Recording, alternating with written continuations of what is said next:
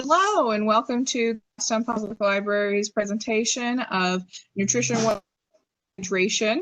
We're with Marilyn Mills. My name is Michelle. I'm the Adult Services Librarian here at the Goffstown Public Library. We're so happy to have you visiting us today.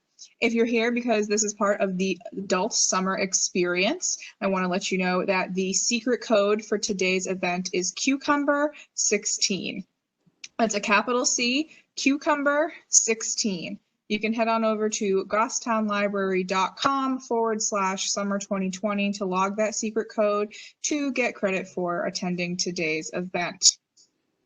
The Goffstown Public Library hosts lectures like this all year round, and we love Marilyn and we love seeing her in the store, and she's graciously provided her services tonight for an online lecture. If you have any questions about what you see in today's presentation, you're welcome to contact me and Marilyn. Our information will be shared with you at the end of the presentation.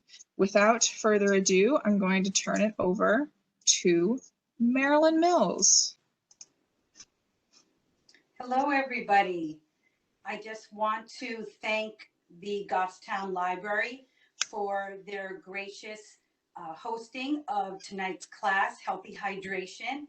And in the Goffstown area, we just had quite a thunderstorm come through. And it's kind of ironic to have our class because we are in the middle of a drought. And so many of our gardens, both flower and vegetable, are greatly in need of water, and our body certainly needs some water. So tonight, what we're going to do is talk a little bit about why our bodies need water, how much do we need, and certainly some creative ways to stay hydrated because not everybody likes water. So let's take a look again at our first slide. All right. And we actually have some educational handouts that when we have our classes in the Hannaford Supermarket, we always try to have some education materials. We can make sure that we email these materials to you. And again, we'll give you that information at the end of our video today. So healthy hydration. Why do our bodies need water? Well, our body is comprised of about 70% muscle tissue and 10%, there's 75% of water in our muscle tissue. So that's heart muscle, that's all the different muscles of the body, and 10% in our fatty tissue. So we need water to regulate our body temperature. Certainly, we think about that when it's hottest outside, when it's humid outside. But when I teach a class called winter hydration, it often surprises people that they need to actually drink not just when it's hot out, but when it's actually cold. And that's simply because you lose water in your breath, in your urine, and in your skin. And so we need to make sure that we stay hydrated. It's also so that your organs function properly. One of the things that, actually, the next slide will kind of go over these individual items. Thank you. So as I started to say before, our body needs this particular water to help with digestion.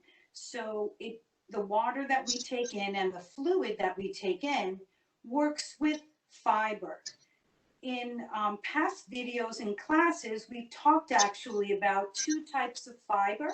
That's soluble fiber and insoluble fiber. If you just want a quick lesson, an insoluble fiber is woody and sticks, woody and twig-like, like asparagus.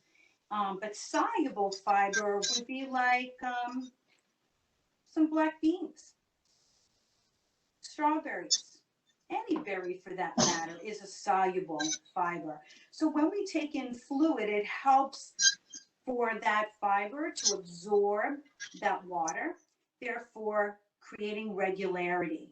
And so that's why our bodies need water or fluid as well. And of course, now we want to eliminate that waste out of the body because many of us are walking around constipated.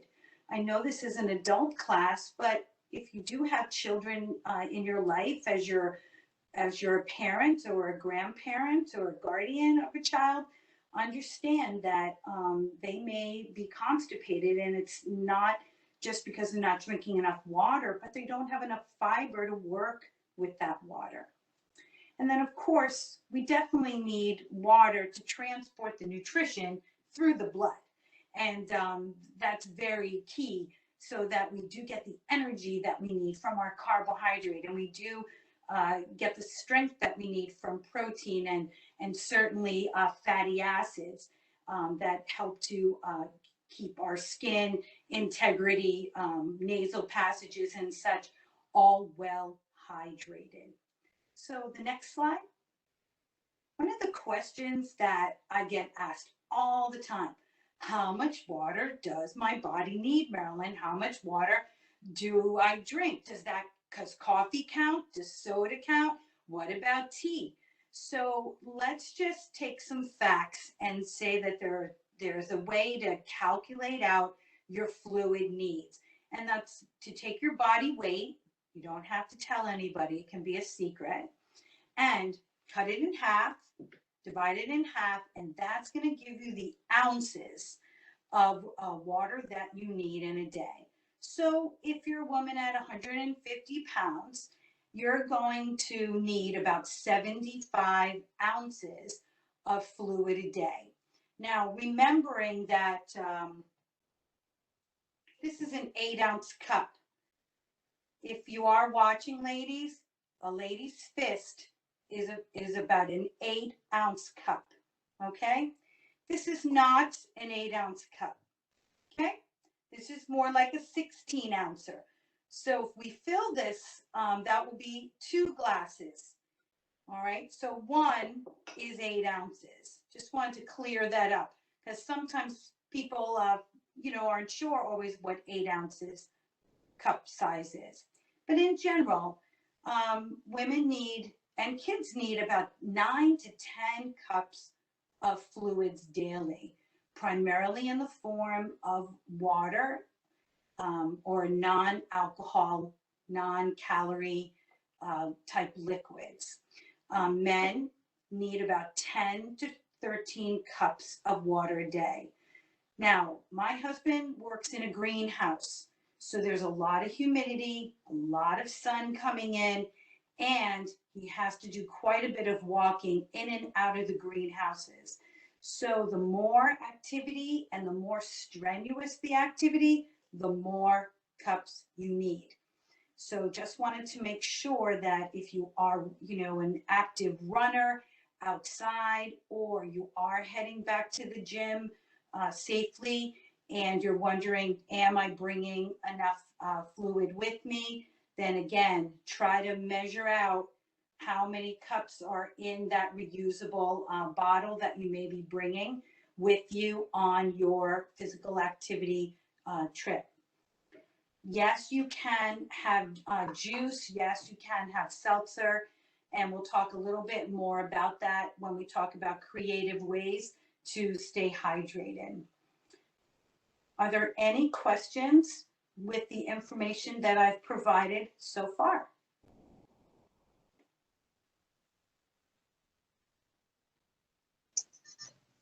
If you have a question for Marilyn, you can type it in the chat right now.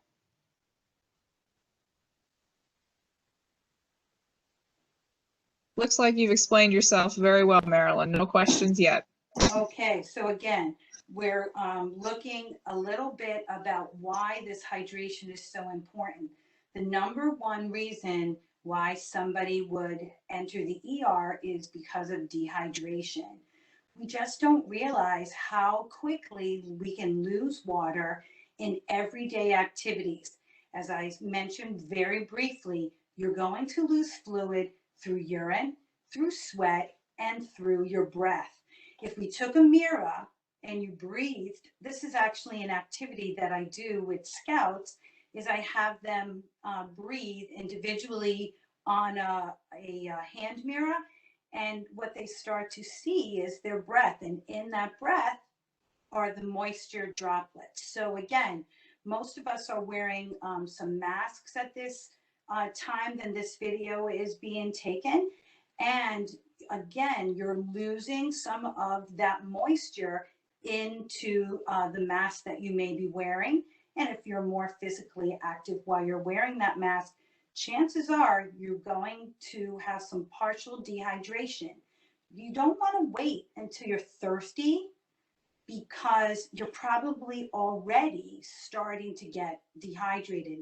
Whenever your lips get a little cracked, or when you go to swallow, there's a slight stickiness, you're already starting to become partially dehydrated. And you lose water faster in, as I said before, in hot weather, humid weather, during physical activity, especially strenuous one, and duration of that activity, and then in illness. Now, what are the signs of dehydration? Certainly what I've already mentioned about dry mouth, but you may also feel some fatigue and even a headache. And you may not have urinated for hours. And if you did look at your urine, you may notice some darkening, a deeper, darker color. So those would be some signs of some dehydration. And we don't want to wait that long, because we can do some damage to our organs if we are in that type of dehydrated state. And then this is something that comes up and people forget about it. When you feel hungry, try just drinking a glass of water. You see, the sensation of thirst sometimes is confused with the sensation of hunger. And if you do have that glass of water and you feel that hunger pang kind of go away, then that may help you to start to remember that tip, and also to realize that it could be helpful not only for your digestion and feeling slightly full, but it may also help with some weight management. And it may actually make you feel more energetic, because maybe, again, you didn't need carbohydrate or calories for energy. You just needed some fluid. And so that's a little tip I would suggest that you consider. Our next slide, please. Okay. So not everybody likes water. Shocked? Of course not. I talk to all types of folks, cardiac rehab, pulmonary rehab, parents, kids, and just take a look at all the different beverage choices in your average grocery store. Gone are just the days where you use tap water, right? Tap water is still great, and I definitely recommend it, but not everybody just likes water. So let's just think out of the box for a moment, okay? Which fruits and vegetables are highest in water? I can give you a hint, give you 3, and you tell me which one you think is the highest in water. Strawberries, cucumber, or watermelon? Which one do you think it is? Any guesses? You can put your guess right in the chat. Okay.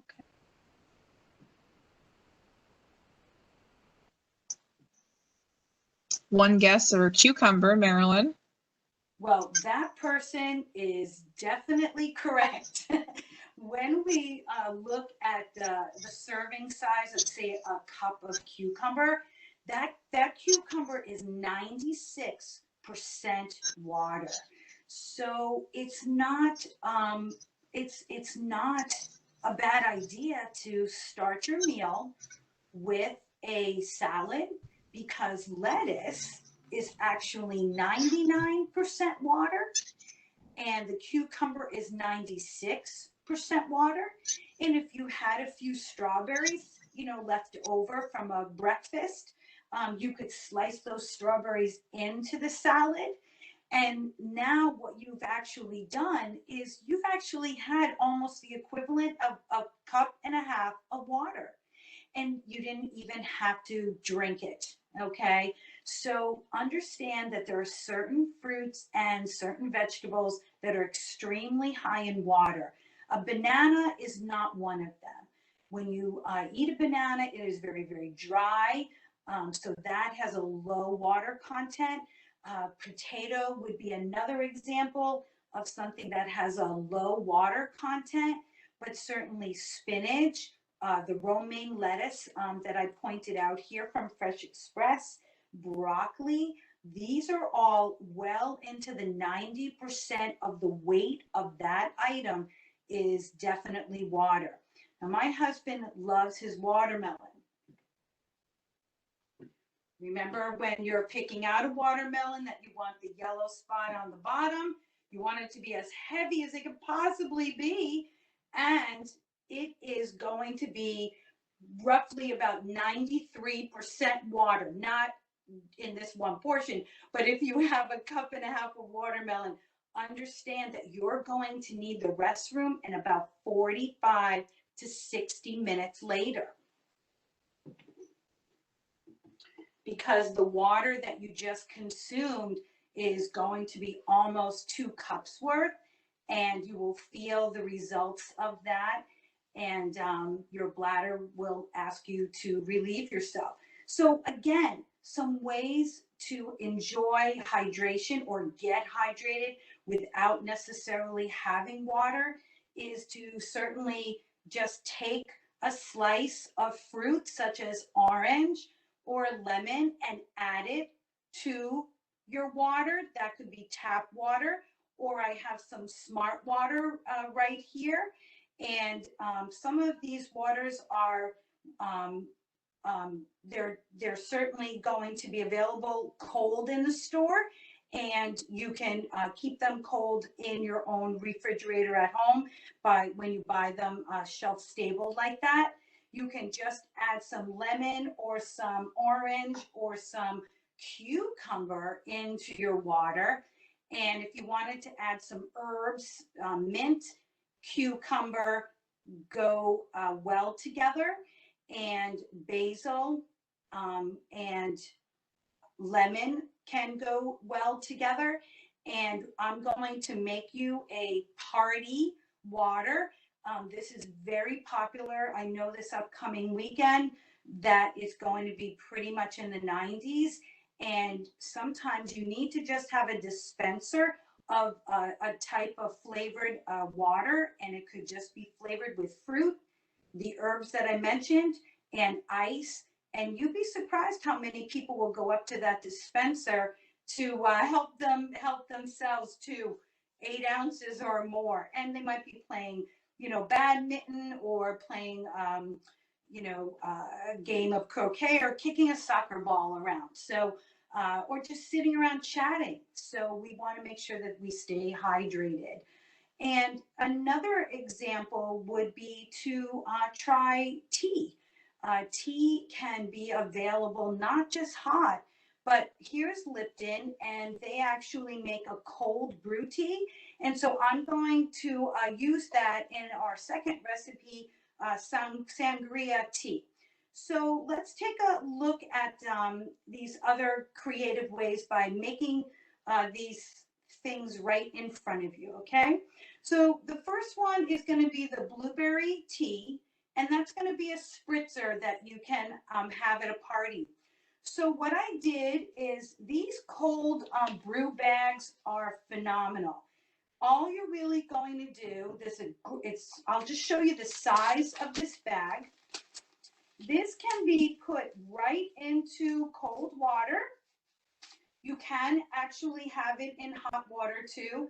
I hope that you can see this is a very large bag, okay, maybe based on the size of the holder there.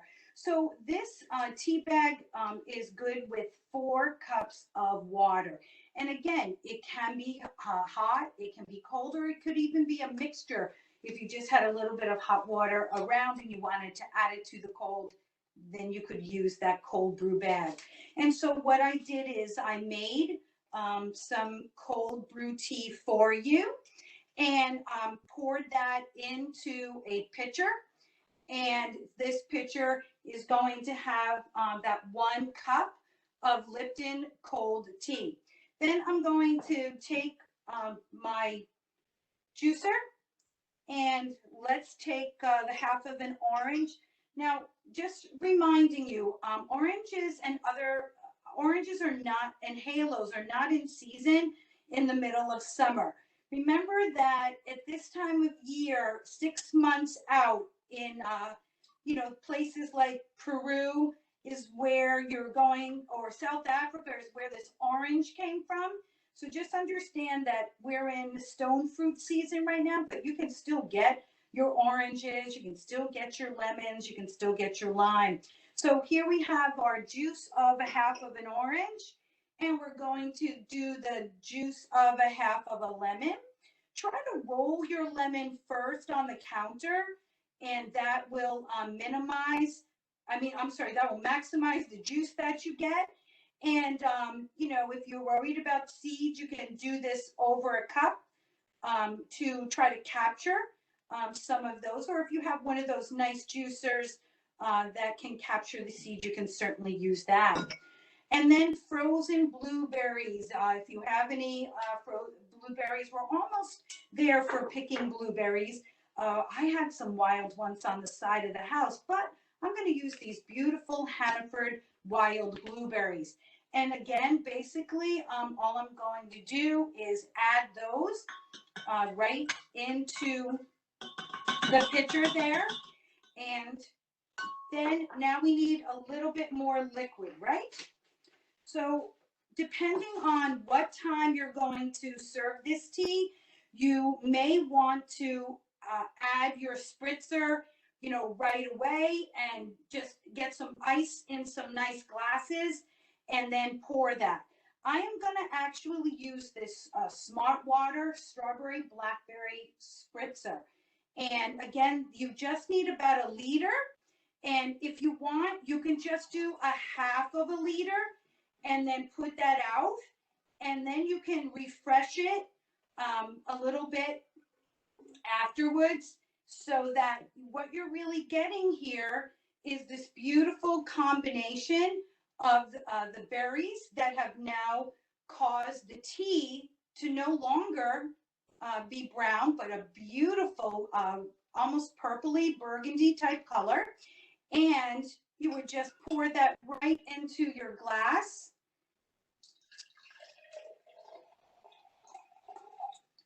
And there you have it, your blueberry tea party spritzer. And if you did want to add some fresh basil leaf, you could do that. Just be careful, don't add too much because it can be a little strong for some folks, but it is definitely refreshing. If you don't mind, I think I'll have a sip.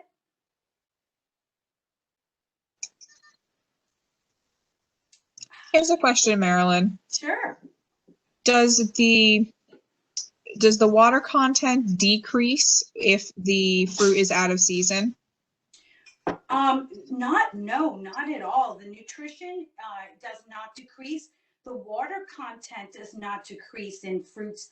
When I say they're not in season, I mean that they're not going to be available in the States, okay? Because the climate in the States is changed. And so those orange blossoms are going to be on those trees, but they're not going to be oranges for a few more months. And to become a supermarket worthy. So when we're talking about the water content will not change in a fruit, and it's just going to be coming from a farther away place, and therefore you need to check the quality. It may be a little softer than what you were expecting. The firmness might be a little different.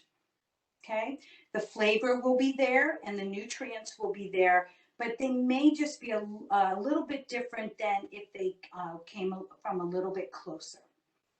I hope that answers that. Next, I'd love to make you some Sangria tea. And this actually came from some inspiration for a class that I do with children to make healthy soda. So when you make healthy soda, you're taking a seltzer, and so if it's grape soda, I still have kids that are grown that come up to me and say, I remember when you taught us how to make healthy soda, Miss Marilyn. And all you do is take equal parts of seltzer and equal parts of the fruit juice. So if you like orange soda, you can do a creamsicle or orange vanilla seltzer with some orange juice. If you like grape, like we're going to use in our sangria, you would use a triple berry type seltzer. That would come out very good with the grape juice. So all we're going to do is take our tea, and remember, I'm using those Lipton brew bags, and we'll just make a half recipe if that's okay with you. So in here, I certainly have our brewed tea. And what we're going to do is we're going to add some grape juice to this. We need, for a full recipe, you would need about 3 cups of the tea. So we're going to use it just well, I might have poured 2 cups out, okay? And now I have a cup of the chilled grape juice. I'm using organic grape juice. Hannaford has a line of Nature's Promise, and Nature's Promise is organic. In this case, the grape juice is. So then the next thing that we would do is take an orange and slice it up, and we're going to put that right into our sangria. And I believe the recipe would call for, say, a whole orange sliced up. So I think we're just going to put about 3 good slices in there so that it absorbs some of that flavor. We have some lemon, and again, when we're talking about trying to stay hydrated, we need some minerals, electrolytes. Smart Water has the electrolytes in there. Adding natural citrus such as lemon, lime, and orange will add potassium, and of course that is pretty vital for replenishing ourselves when we're dehydrated. So now I've added lemon and orange and lime slices. And what I want to do is take, again, some seltzer or spritzer. And I'm just going to, I made a half recipe. So the recipe calls for 1.5 cups. So I'm just going to pour about 3/4 of a cup in there.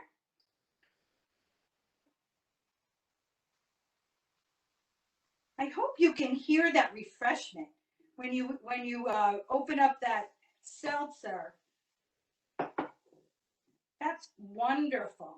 So you can put a pitcher of this right into the fridge, and you can chill that.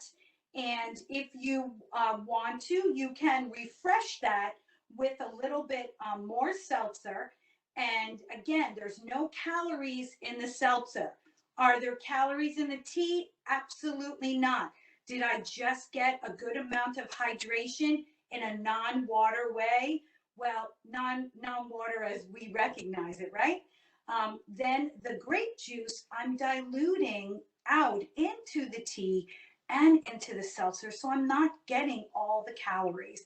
But again, grape juice does have the red skins of the grape, and that provides antioxidants. So now you're getting a beautiful sangria tea that will surprise your guests.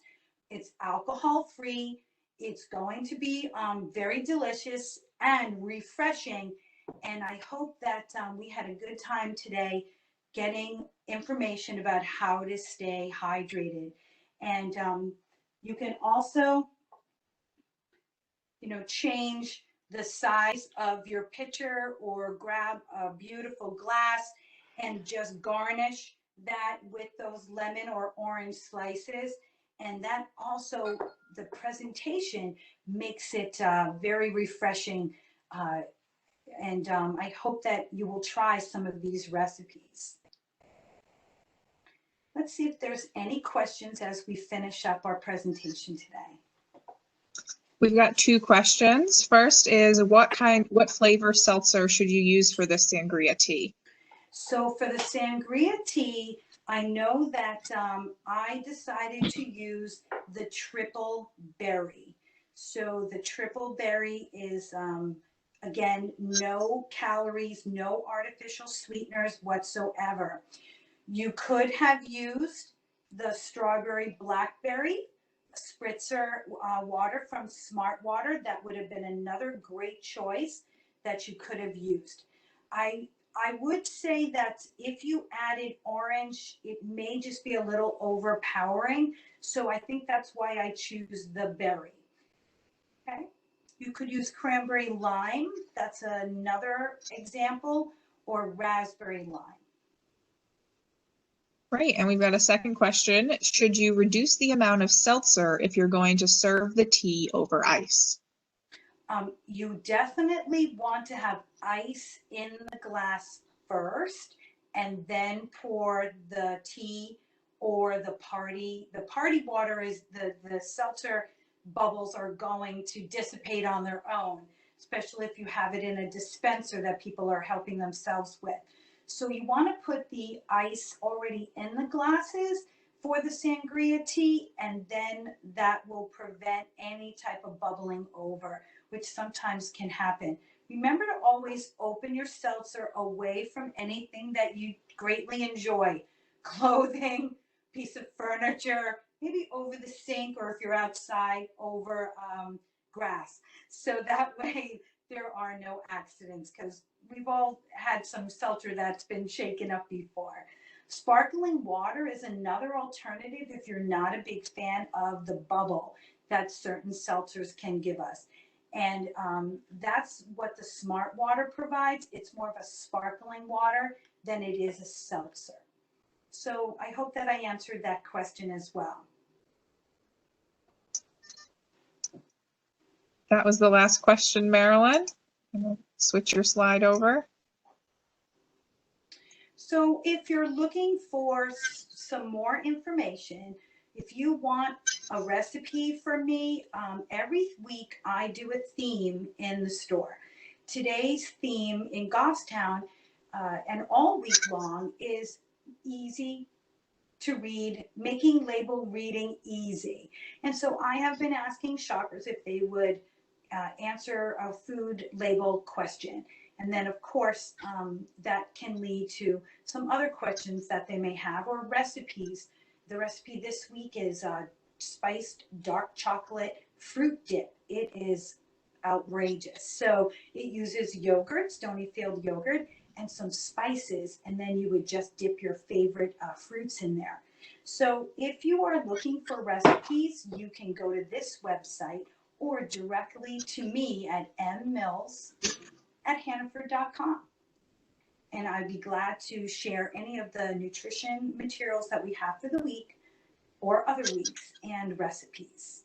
And I thank you so much, Michelle and the Goffstown Library, for bringing this class to you this evening. Thank you so much, Marilyn. Again, that's mmills@hannaford.com. You can get in touch with Marilyn. If you need to get in touch with the Goffstown Public Library, you can email me at michelles@goffstownlibrary.com. We'll be passing along the recipes and handouts to any participants today. I look forward to our other lectures, including Marilyn's upcoming lectures. You can subscribe to our email newsletter or visit the library's website, goffstownlibrary.com, to see what we're up to. Thank you so much, Marilyn. We'll see you soon.